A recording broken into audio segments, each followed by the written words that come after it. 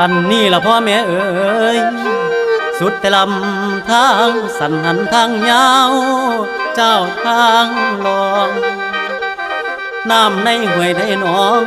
พวมสิเขินขาดตอนขาวเข่งขอนอยู่ล้อแจ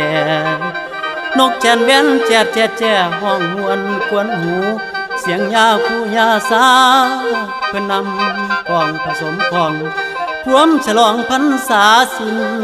บุญกฐินพวมตั้งกอห่วงเขาดอกพวมสีเหลืองแก่กลมลมลองเปลี่ยนฤดู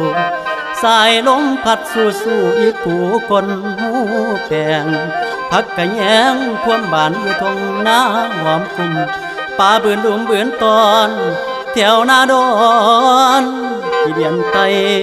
หมดแดงไฟห่อหุ่มหามเป็นปุ่มอยู่รอทางขาวเข่งขวัญเหลือแต่กลางพวกบดงามมันกินฝนเศร้าดินเศร้าหำเปลี่ยน